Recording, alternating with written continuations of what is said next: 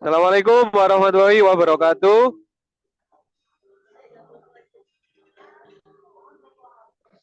Kami dari kelompok 8 dengan anggota saya Muhammad Naufal,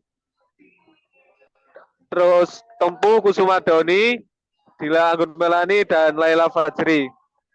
Di sini kami akan membahas tentang penentuan harga pelayanan dalam organisasi sektor publik. Langsung saja untuk materi pertama akan dibacakan oleh Saudara Tempuh Kusuma Doni. Silakan Saudara Tempuh.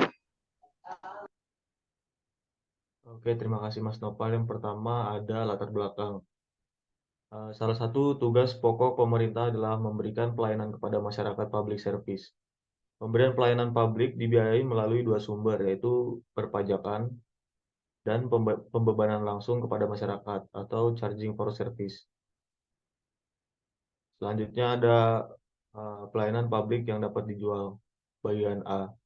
Beberapa pelayanan publik yang dapat dibebankan tarif pelayanan. Yang pertama itu ada pelayanan air bersih. Yang kedua ada transportasi publik atau transportasi umum.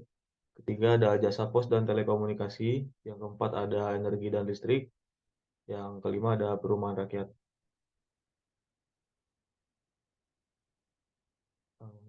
Selanjutnya barang private versus barang publik. Barang private adalah barang kebutuhan masyarakat yang manfaatnya hanya dinikmati secara individual. Dua, barang publik. Barang publik adalah barang kebutuhan masyarakat yang manfaatnya dinikmati seluruh masyarakat.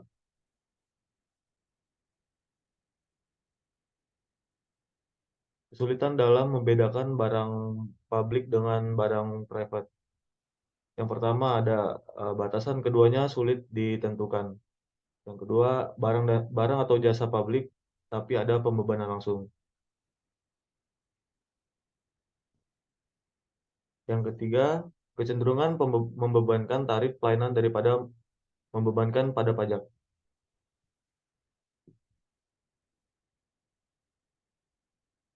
Selanjutnya dijelaskan oleh Mbak Lala. Silakan Ya, Saudari Laila Fajri untuk melanjutkan materinya. hal-hal yang perlu diperhatikan dalam penyediaan barang publik. Identifikasi barang atau jasa yang menjadi kebutuhan masyarakat. Yang kedua, siapa yang lebih berkompeten untuk menyediakan kebutuhan publik tersebut. Yang ketiga, mendapatkan penyediaan pelayanan publik tertentu diserahkan kepada sektor ketiga. Yang keempat, pelayanan publik apa saja yang tidak harus dilakukan oleh pemerintah namun dapat ditangani oleh swasta. Next.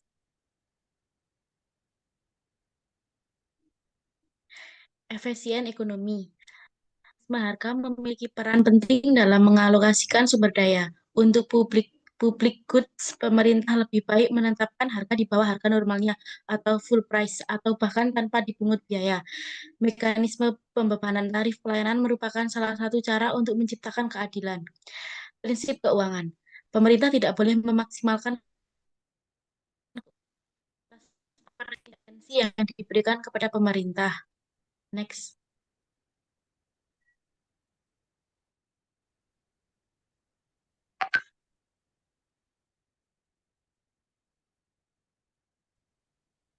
Argumen terhadap pembebanan tarif pelayanan. 1. Dasar pembebanan tarif keuangan, dasar pembebanan langsung atau direct charge, argumen yang menentang pembebanan tarif pelayanan. Yang kedua, terdapat kesulitan administrasi dalam menghitung biaya pelayanan. Penetapan tarif pelayanan masyarakat ada sistem pencatatan dan pengukuran yang handal.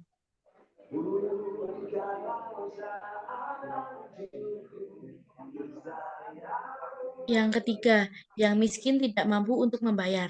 Kesenjangan ekonomi menyebabkan orang miskin membayar pelayanan dasar, penyediaan live. Yang keempat, adanya eksternalitasi merits, goods, dan persyaratan legal. Eksternalisasi positif atau spillover efek menyebabkan masyarakat enggan memanfaatkan jasa tertentu. Next.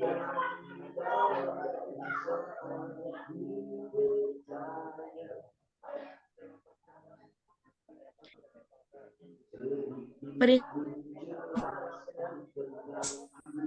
praktik pembebanan, kesan defisit anggaran, kegunaan pembebanan dalam praktik, charging of service merupakan salah satu sumber penerimaan bagi pemerintah daerah. Penerimaan pemerintah yaitu perpajakan, pembebanan langsung kepada masyarakat, laba BUMN dan BUMD, penjualan aset milik pemerintah, dan hutang.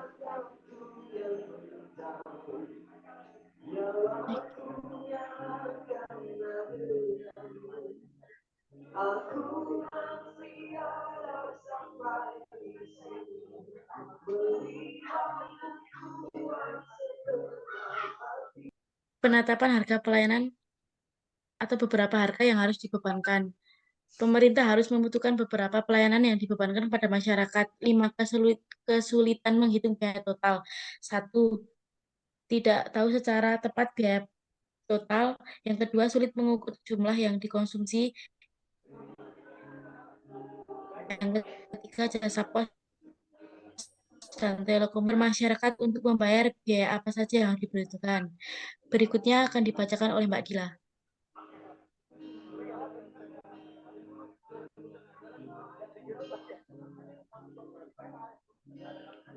Silakan Saudara Dila untuk melanjutkan materinya. Oke, selanjutnya di sini ada ahli ekonomi umumnya menganjurkan untuk menggunakan marginal cost pricing karena beberapa hal yang harus diperhitungkan dalam penetapan harga pelayanan publik dengan menggunakan marginal cost pricing. Contohnya seperti penyediaan air, marginal cost-nya misal terdiri dari 1. Tambahan air yang ada dikonsumsi, tambahan jarak yang diambil, dan pemasangan pipa besar untuk industri.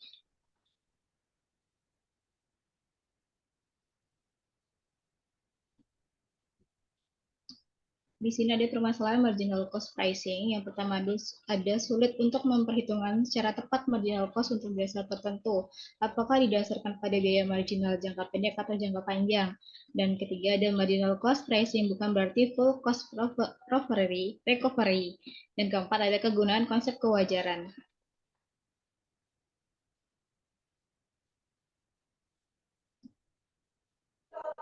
Oke, lanjut ke contoh perhitungan harga transportasi umum bis milik pemerintah.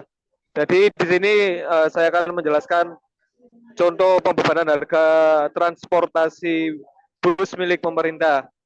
Untuk biaya operasional, yang pertama ada misal biaya pembelian bus, pemerintah ini membeli 50 bus harga total 10 miliar. Terus untuk biaya perawatan dan perbaikan, per tahun biaya perawatan dan perbaikan untuk seluruh armada bus dianggarkan sebesar 1 miliar. Lanjut, yang ketiga ada biaya bahan bakar. Per tahun biaya bahan bakar untuk seluruh armada bus adalah 2 miliar. Lalu keempat ada biaya gaji dan tunjangan karyawan. Per tahun gaji dan tunjangan karyawan yang terlibat dalam operasi bus adalah 3 miliar.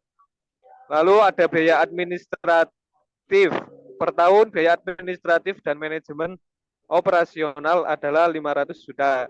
Terus untuk total biaya operasional per tahun adalah 16,5 miliar. Lanjut.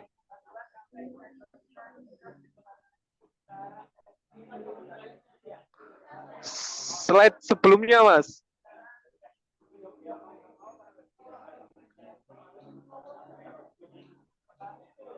Terus yang kedua ini ada jumlah penumpang, kira-kira jumlah penumpang dan pendapatan. Untuk jumlah penumpang tahunan diperkirakan kira-kira sebanyak 500.000 penumpang yang menggunakan layanan bus tersebut. Untuk harga tiketnya sendiri, pemerintah mematok harga sekitar 10.000. Dan jika dikalikan 500.000 dikali 10.000, total pendapatan adalah 5 miliar. Lalu untuk mendapatkan nilai pendapatan bersih, yaitu dengan menghitung antara biaya selisih pendapatan dan juga biaya operasional. Di contoh ini yang didapatkan adalah 5 miliar dikurangi dengan 16, miliar atau ketemunya di angka 11,5 miliar. Naik, Mas. Jadi Dalam contoh ini hasilnya adalah kerugian sebesar 11, miliar per tahun.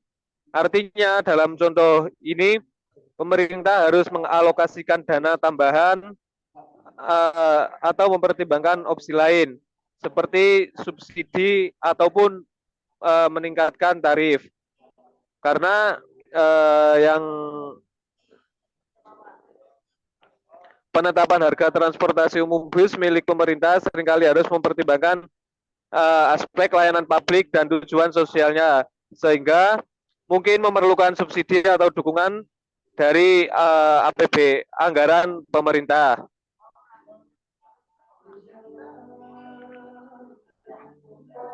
Untuk kesimpulan dari materi pada kali ini, penyediaan pelayanan publik dapat dibiayai melalui dua sumber.